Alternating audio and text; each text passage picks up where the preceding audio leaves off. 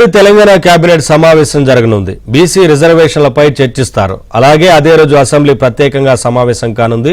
కుల గణన సర్వేను ప్రభుత్వం సభలో ప్రవేశపెట్టనుంది. తెలంగాణలో సమగ్ర కుల సర్వే వివరాల నివేదికను మంత్రివర్గ ఉపసంఘానికి అధికారులు అందజేశారు. దానిని ఉపసంఘం అధ్యయనం చేయనుంది. బీసీల రిజర్వేషన్లపై ఒక తీర్మానం చేసి కేంద్రానికి పంపనున్నారు.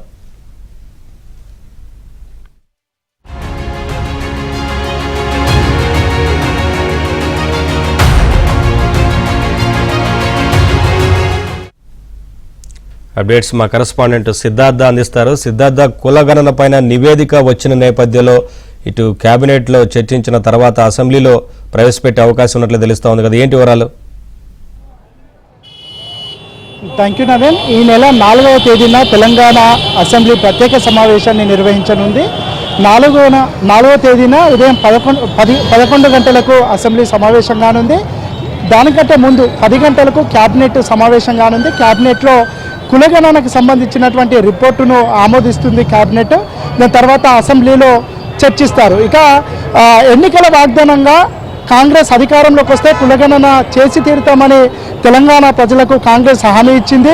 ఈ నేపథ్యంలోనే గత సంవత్సరం కులగణను తెలంగాణ ప్రభుత్వం ప్రారంభించింది. దాని రిపోర్టు కాసేపటి క్రితమే అధికారులు క్యాబినెట్ సబ్ కమిటీకి అందించారు. క్యాబినెట్ సబ్ కమిటీ దీనిపై అధ్యయనం చేసిన తర్వాత 4వ తేదీ ఉదయం 10 గంటలకు క్యాబినెట్ ఆమోదిస్తుంది.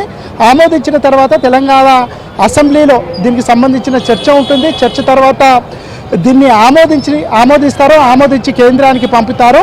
దీనికి అనుగుణంగానే రానున్నటువంటి లోకల్ బాడీ ఎలక్షన్స్ జరిగే అవకాశం ఉంది. సో ఎస్సీలు 17%, ఎస్టీలు 10%, బీసీలు 46% ఉన్నారని కులగణనకి సంబంధించినటువంటి రిపోర్టులో తేలింది.